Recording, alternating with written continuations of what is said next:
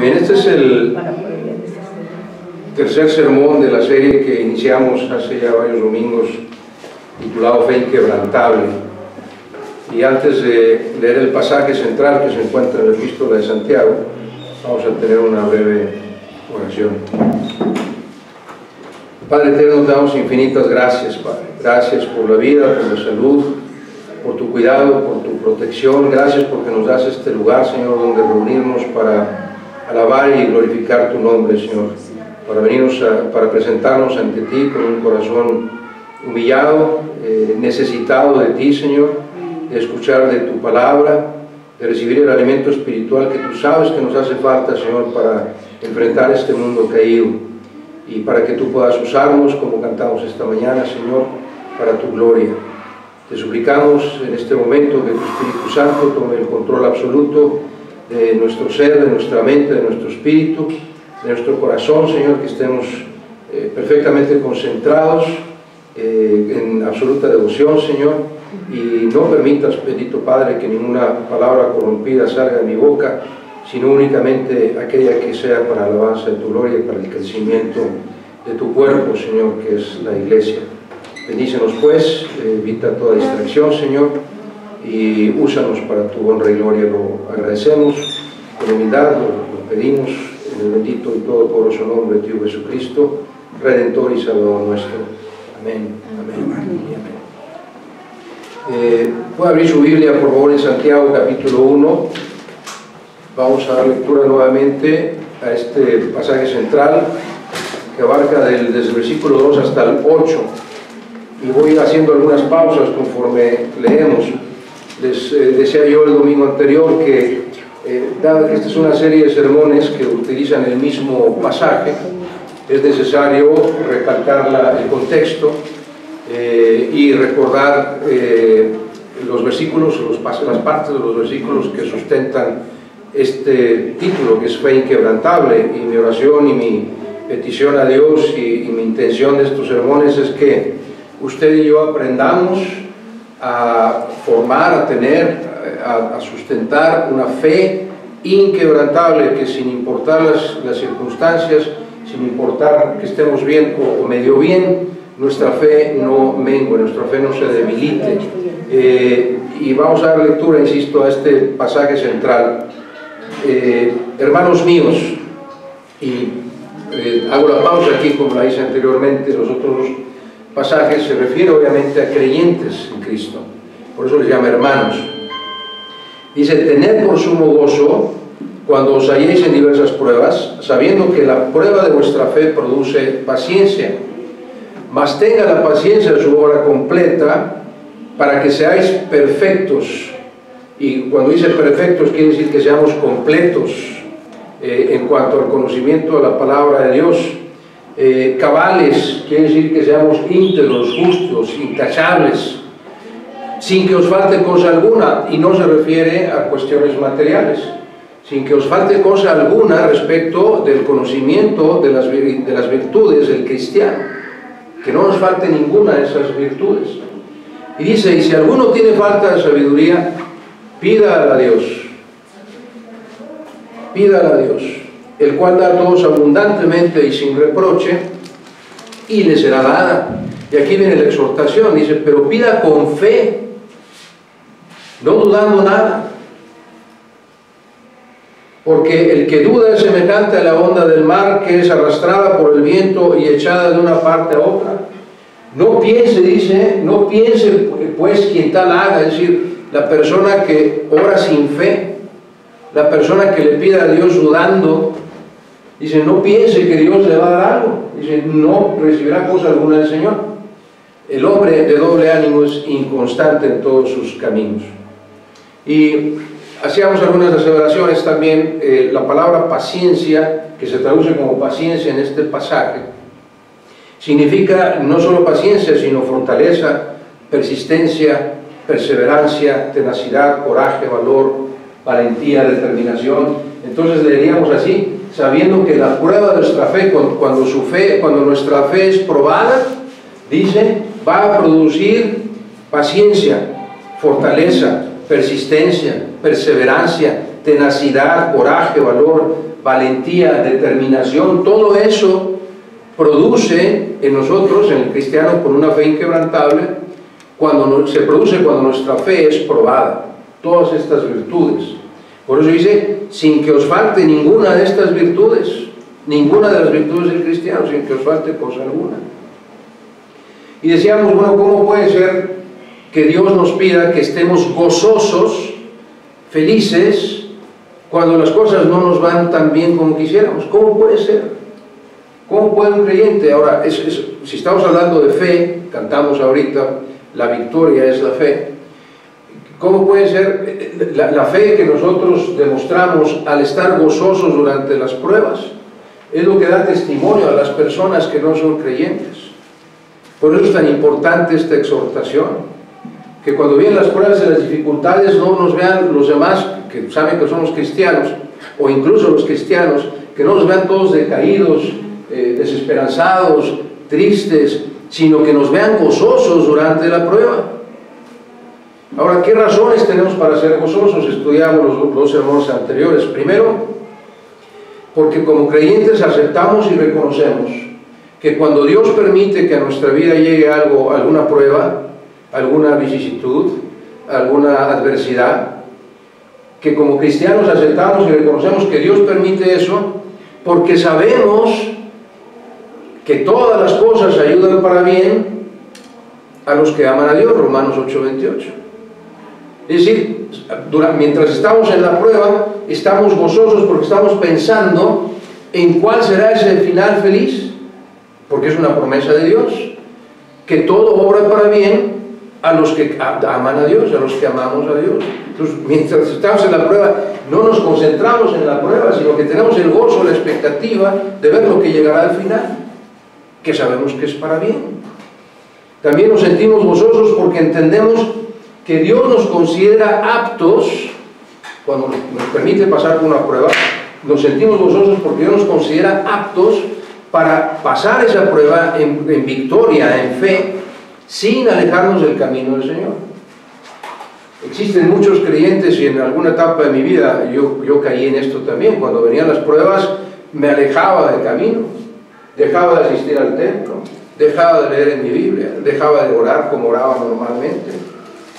Y no es la reacción que Dios espera de un verdadero creyente, sino que estemos gozosos durante la prueba, sabiendo que esa prueba no solo va a terminar en algo bueno, sino porque Dios nos considera aptos para pasar por esa prueba sin alejarnos de su camino. Y tenemos en la Biblia innumerables ejemplos de creyentes. Por ejemplo, Job perdió toda su familia, perdió todas sus propiedades y no se alejó del camino. El apóstol Pablo sufrió encarcelamientos, naufragios, hambre, desnudez, encarcelamientos, azotes, y no se alejó del camino. Y como ellos podemos citar a muchos héroes de la fe, de eso está lleno Hebreos capítulo 11, que durante esas pruebas no se alejaron del camino. Entonces debemos sentir gozo porque eso va a fortalecer nuestra fe. También nos gozamos porque vemos a nuestro Padre Celestial ocupándose de nosotros, trabajando en nosotros, moldeando nuestra vida. ¿No es cierto que cuando, como hijos carnales me refiero, no es cierto que nos gusta que nuestros padres nos vean, nos pongan atención, que vean lo que estamos haciendo, que se alegren de lo que estamos haciendo? Buscamos incluso la aprobación de nuestros padres cuando estamos haciendo algo, ¿no es cierto? Mira papá, mira mamá lo que estoy haciendo, mira lo que he logrado. Bueno, es lo mismo que Dios está haciendo. Él está al pendiente, trabajando en nuestras vidas, moldeándonos. De eso nos debe sentir gozosos de que Dios pone parte de su tiempo y su intención es moldear a mi hijo, que vaya creciendo cada vez mejor. Y eso nos lleva a la cuarta razón del por qué debemos estar gozosos. Porque cuando hayamos terminado esta prueba, con la victoria que da la fe, nos pareceremos más a nuestro Señor Jesús.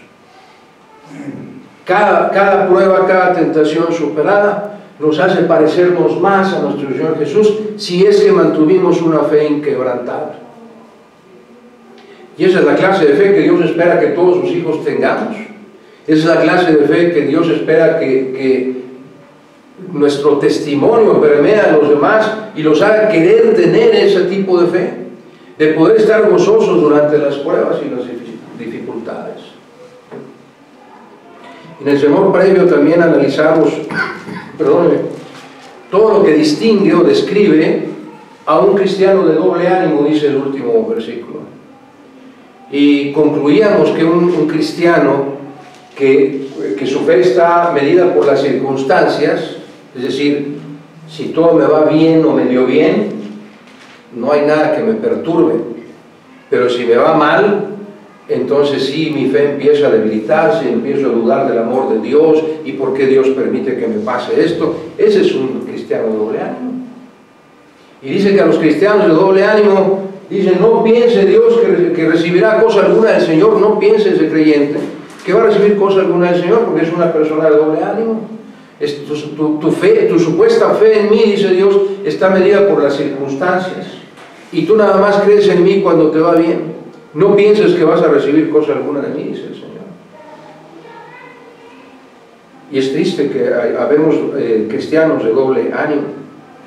Y estudiamos el sermón pasado la primera de las 5 características que deben ser constantes en la vida del cristiano para poder tener una fe inquebrantable. Y decíamos que la primera característica es practicar lo que se aprende. Practicar lo que se aprende. Cada vez que estudiamos la palabra de Dios y Dios nos revela una nueva verdad, debemos practicarla, ponerla en práctica. La fe no crece por sí misma, la fe crece cuando se prueba. Y cuando nosotros obedecemos a Dios, practicamos lo que se aprende, practicamos las enseñanzas de Dios, y vemos al final del camino que por nuestra obediencia a Dios nos bendice, eso va fortaleciendo cada vez más nuestra fe. Es decir, entendemos, ok, si obedezco a Dios, si practico lo que estoy aprendiendo, recibo bendiciones de Dios, y eso fortalece mi fe. Créanme, no hay un solo versículo bíblico en el que diga que si usted obedece a Dios le va a ir mal. No hay un solo versículo que usted pueda tomar para decir, si obedezco a Dios, el resultado no va a ser bueno. Siempre va a ser mejor de lo que esperamos. Y hoy analizaremos la segunda y la tercera característica, si tenemos tiempo para ello. La segunda característica ya la titulamos ministerio personal. ¿A qué nos referimos con ello? Es que ningún cristiano en toda la era de la humanidad ha podido, puede ni podrá producir fruto agradable a Dios por él mismo. Es decir, usted y yo, desde el momento en que aceptamos a Cristo, estamos llamados a cumplir nuestro ministerio. Dios nos ha dado por lo menos un don. A algunos les ha dado mucho más. ¿Vale? Dice mi pastor. Usted tiene como 5. ¿Vale? Pero por lo menos el que tenemos, el llamado, y lo vemos otra vez, perdón que voy a citar al apóstol Pablo, pero es un ejemplo de cristianismo impactante. A pesar de todas las pruebas por las que él pasó, dice, yo sigo cumpliendo mi ministerio, prosigo a la meta del supremo llamamiento, dice el apóstol Pablo, a pesar de todos los problemas que he pasado. Entonces, obviamente todo lo que Pablo hizo y todo lo que los creyentes hacemos no es en nuestras fuerzas, no es en nuestras capacidades, sino es en el poder de Dios. Y para ello vamos a citar Hebreos capítulo 13, versículos 20 y 21. Hebreos capítulo 13, versículos 20 y 21. Está en la misma página, si tú está abierta su Biblia en Santiago, el capítulo anterior donde termina Hebreos. Perdóname. Dice Hebreos 13, versículo 20. Y el Dios de paz que resucitó de los muertos a nuestro Señor Jesucristo, el gran pastor de las ovejas, por la sangre del pacto eterno, escuche, ponga mucha atención a este versículo, os haga aptos en toda obra buena, para que hagáis su voluntad, haciendo Él en vosotros lo que es agradable delante de Él por Jesucristo, al cual sea la gloria por los siglos de los siglos. Amén. Sígame con su vista en el versículo 21. Dice, para que Dios Padre os haga aptos en toda buena obra, para que hagáis su voluntad. Él es el que nos da la aptitud para hacer su voluntad. Y luego dice, haciendo Dios en vosotros lo que es agradable delante de Dios por Jesucristo. Él es el que lo hace, no nosotros. Haciendo Dios a través de vosotros lo que es agradable delante de Dios en Jesucristo. De modo que ni usted ni yo podemos hacer nada agradable a Dios porque no sabemos lo que le agrada a Dios. Pero su Santo Espíritu que obra en el creyente es el que nos lleva a hacer algo agradable a Dios, a producir fruto para Dios y cumplir nuestro ministerio personal, ejercer nuestro don espiritual, implica que permitamos que sea el Espíritu Santo el que lo ejerza a través de nosotros. Y eso va, ¿cómo puede eso producir más fe en nosotros? Escúcheme con atención. El proceso es muy simple. Dios así lo definió. Lo que Él espera es que usted y yo hagamos a un lado toda sensación de incapacidad, de inhabilidad, de temor a fallar, que hagamos a un lado nuestro desconocimiento de la palabra de Dios y que dejemos libre el camino, dice, para que Dios haga su voluntad a través de nosotros. Que no le estorbemos para poder ser usado por nosotros. ¿A fin de qué? A fin de que podamos beneficiar a otras personas, que llevemos a otras personas el Evangelio.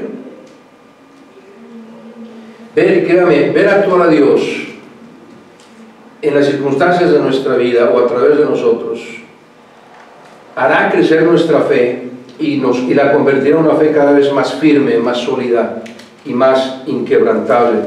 Los pasajes siguientes que vamos a leer, vamos a ver cómo nuestro Señor, los discípulos vieron actuar a nuestro Señor Jesús, y como resultado de la actuación de nuestro Señor Jesús a través de ellos, su fe fue fortalecida. No hay un solo apóstol, a excepción de Judas el traidor, que no haya muerto por su fe en Cristo.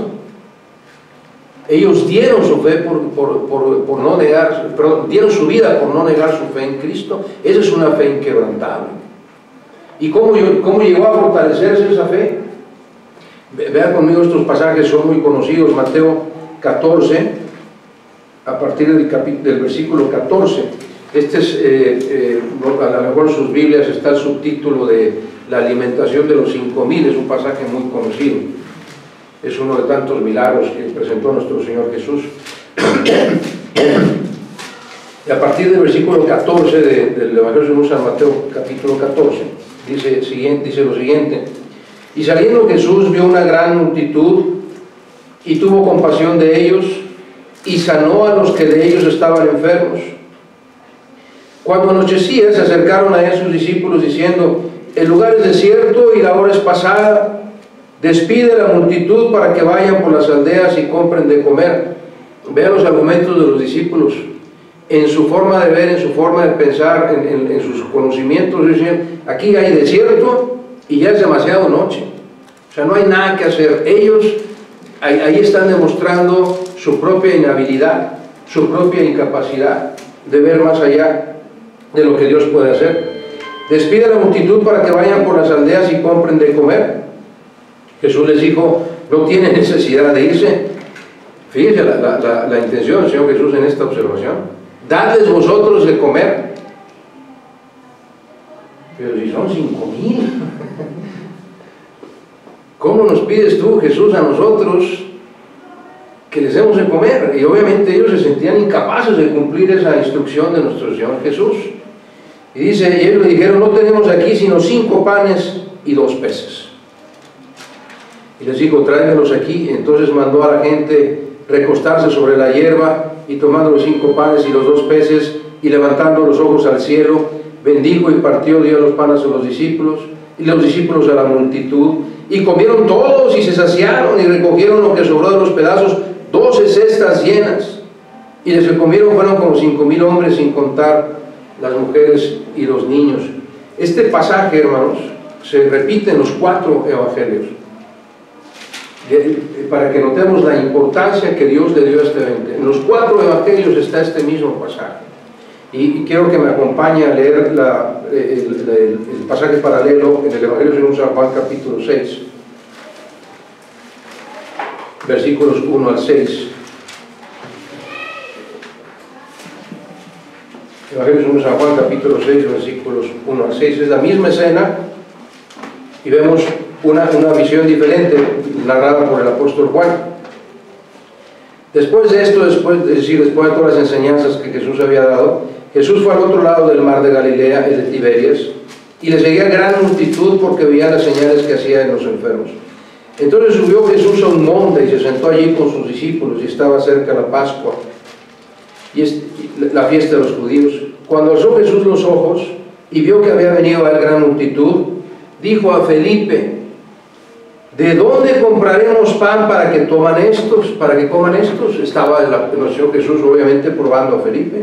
Vea lo que dice el versículo 6. Pero esto decía para probarle, porque él sabía lo que había de hacer. Vemos en los 4 evangelios esta misma escena, en donde Jesús, podemos observar a Jesús usando activamente a sus discípulos, haciéndoles cumplir su ministerio, sin que ellos supieran cómo. Los discípulos se declararon incapaces, incompetentes. Los discípulos dijeron, no tenemos cómo darle de comer a estas personas. Pero cuando vieron lo que Jesús hizo a través de ellos, porque ¿quiénes repartieron los alimentos? Los discípulos. ¿Quiénes recogieron? ¿A quién mandó Dios a recoger lo que quedó? A los discípulos. ¿Por qué? Porque Jesús quería que vieran su poder, lo que Él puede hacer a través de ellos, en lo que Él puede hacer a través de usted y de mí. Por eso decía yo al principio, una fe inquebrantable implica que usted y yo hagamos a un lado la imagen que tenemos de nosotros mismos, que nunca pensemos que nos vamos a quedar cortos, que le vamos a fallar al Señor, que no tenemos la capacidad, las habilidades, los conocimientos bíblicos. Todo eso tenemos que hacerlo a un lado y permitir que sea Dios el que obre y hable a través de nosotros. Y cuando veamos el resultado de permitir que nuestro ministerio se cumpla, el Espíritu Santo cumpla su ministerio a través de nosotros, nuestra fe se va a fortalecer, porque vamos a ver el fruto de lo que le agrada al Señor. Nunca debe un cristiano con fe inquebrantable sentirse insuficiente o inadecuado para resolver alguna necesidad. Jesús tiene el poder para magnificar todo, para multiplicarlo, para hacer que sea suficiente para cumplir cualquier necesidad. Y lo que Dios espera, lo que Jesús espera de usted y de mí, es que traigamos todo lo que somos y lo que tenemos a sus pies para que Él lo use. No se quede usted con nada de suyo.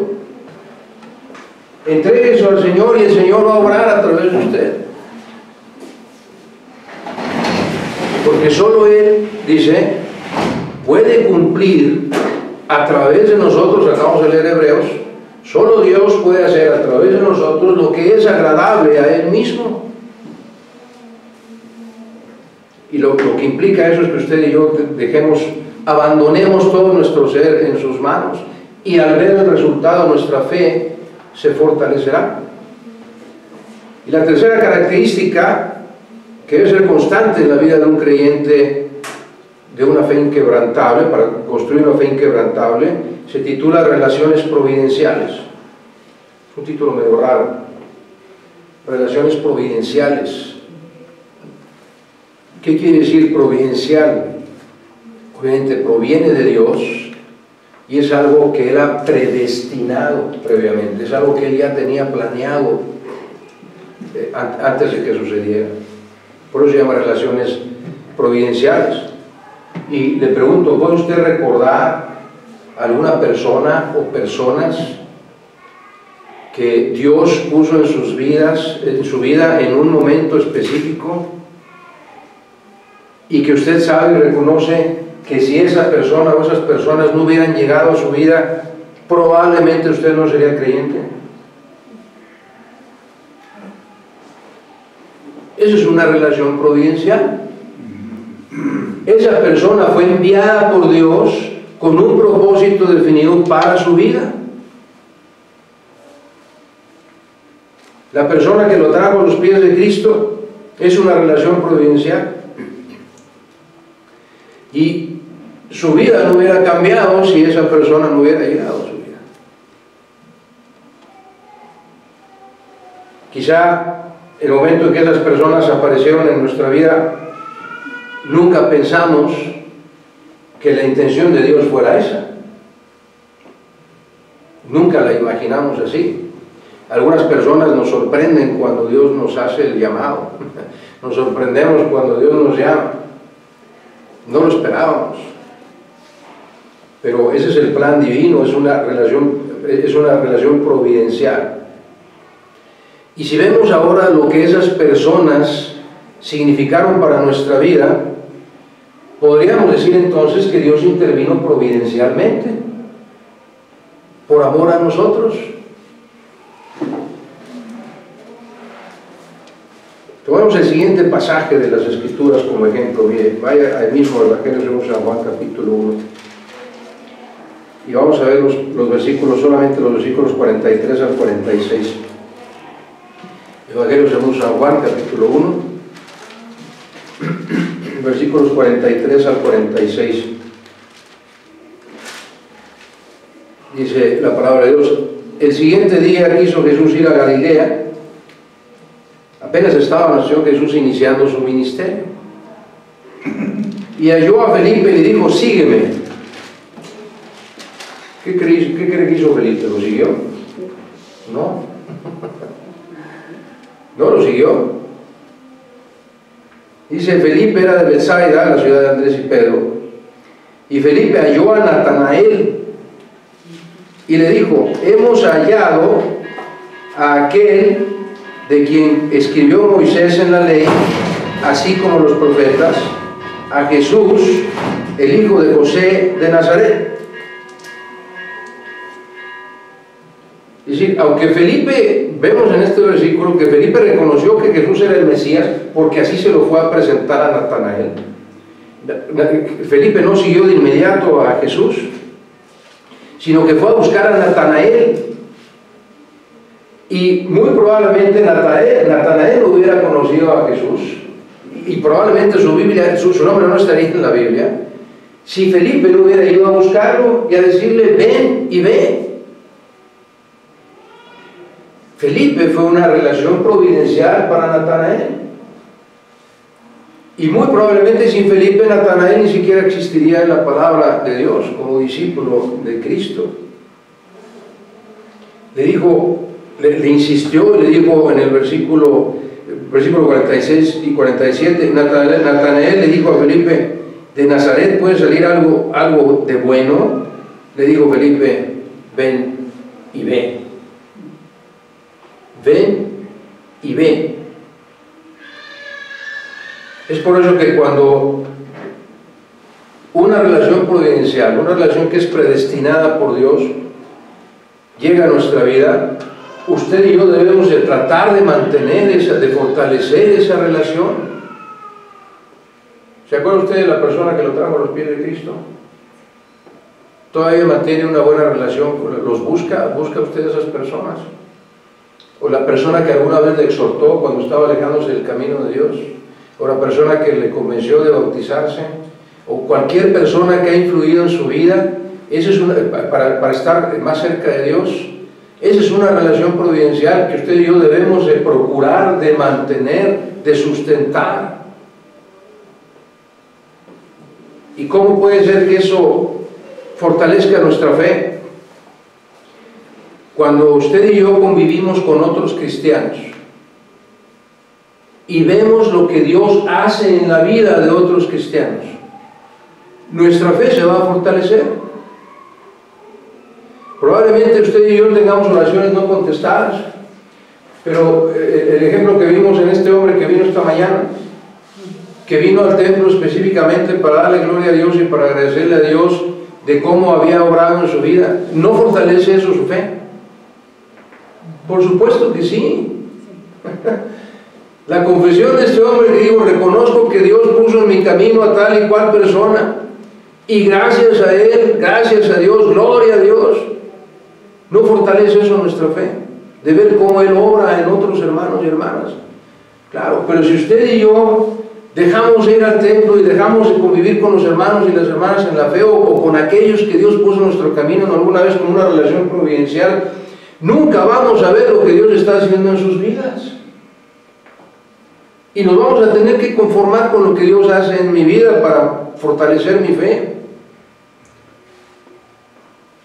Una fe inquebrantable no solo se sostiene de ver lo que Dios hace en mi vida, al obedecer su palabra, como decíamos en la primera característica, practicar lo que se aprende. Nunca se va a fortalecer tanto nuestra fe si no obedecemos a Dios y vemos el resultado de nuestra obediencia cuando cumplimos nuestro ministerio personal. Y nunca se va a fortalecer más nuestra fe si no convivimos y vemos a Dios obrando en las vidas de otros hermanos y hermanas en la fe. Y cuando vemos cómo Dios bendice a otras personas, vamos a querer tener esa fe. Así es como se va cimentando una fe inquebrantable.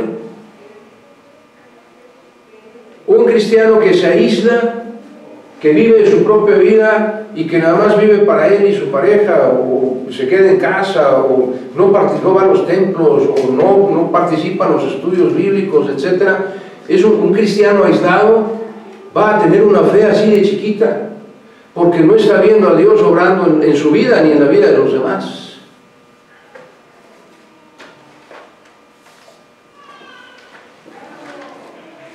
Concluimos con lo siguiente. Decíamos que la primera característica que debe ser constante para lograr y mantener una fe inquebrantable es practicar lo que se aprende y observar cómo Dios obra en respuesta a nuestra obediencia a su palabra. Y lo que hoy aprendimos lo podemos resumir en estas frases. Dios nos dice: quiero que ejerzas tu ministerio personal.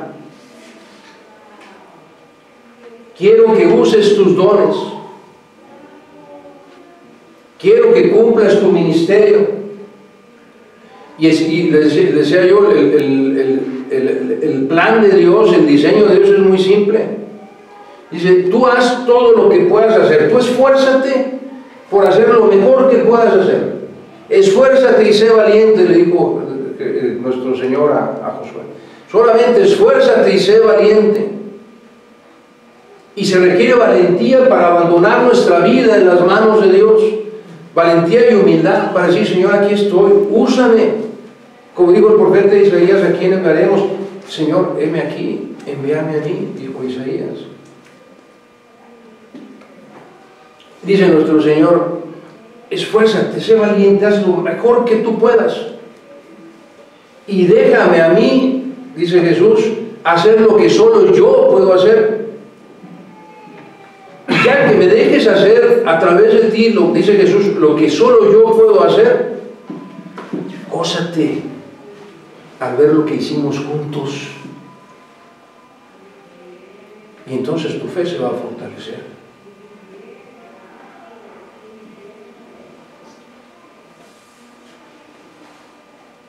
Y la tercera característica que estudiamos hoy, Dios también nos dice: quiero que valores y conserves las relaciones providenciales que yo traigo a tu vida. Y cuando vemos la fidelidad de Dios manifestándose en las vidas de otros creyentes, nuestra fe se fortalecerá.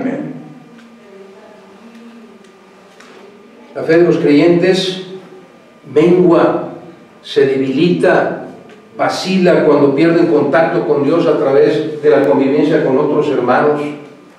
Ve ahí mismo en Hebreos, ya para terminar el último pasaje que vamos a estudiar esta mañana, Hebreos capítulo 10, es un pasaje que hemos citado varias veces, versículos 23 al 25. Hebreos 10, versículos 23 al 25.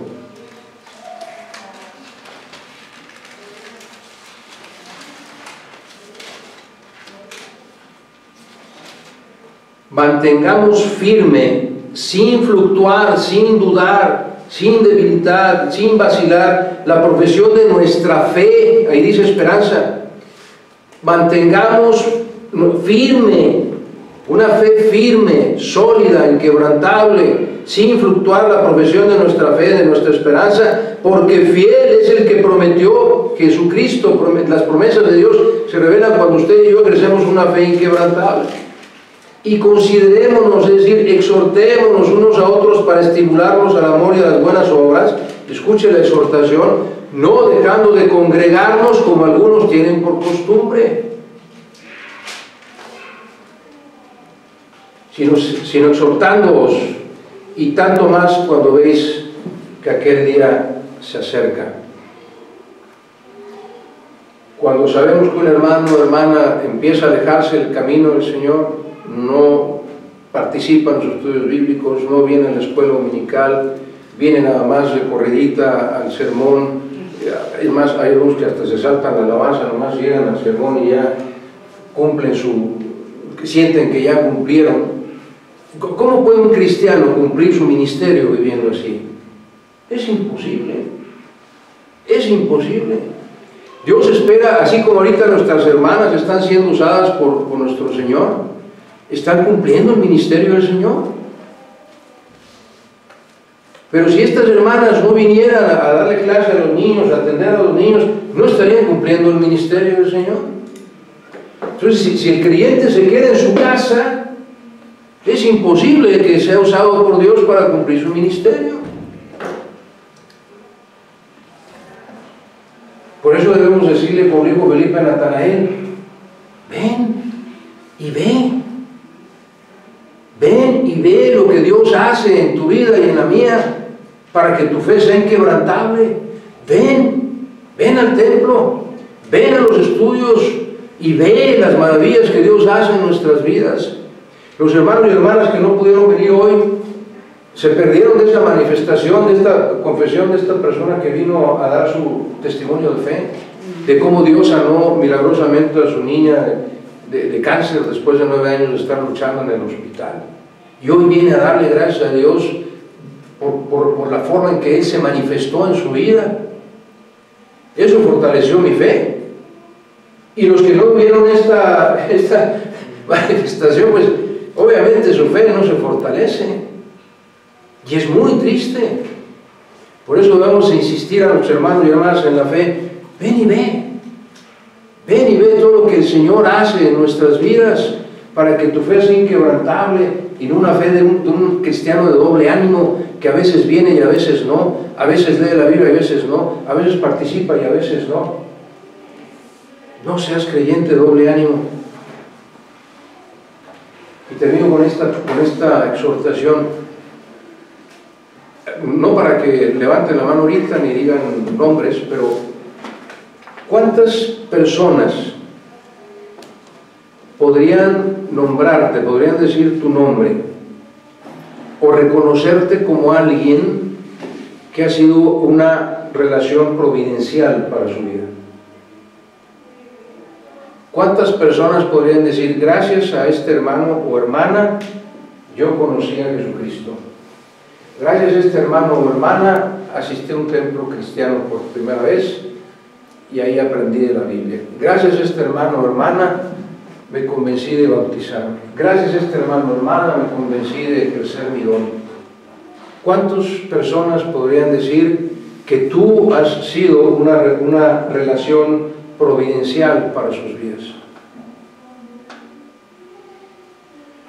Dicho de otra forma, cuánto fruto, cuántas cosas agradables y cuánto fruto Dios ha producido a través de ti, que los demás puedan reconocer y decir: gracias a este hermano, gracias a esta hermana, conocí a Jesucristo.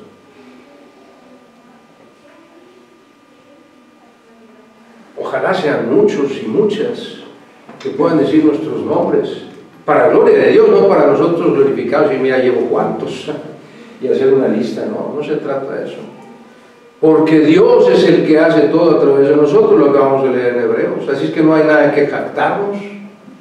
Es Dios el que trae a otras personas a nuestras vidas, y es Él el que obra en esas vidas para que vengan a los pies de Cristo. Así que toda la gloria y el reconocimiento es de Él. ¿Cuántas veces te has dejado usar por Dios para cumplir tu ministerio y ser una persona, una relación providencial para alguien más? Mientras más lo hagamos, mientras más practiquemos lo que aprendemos, mientras más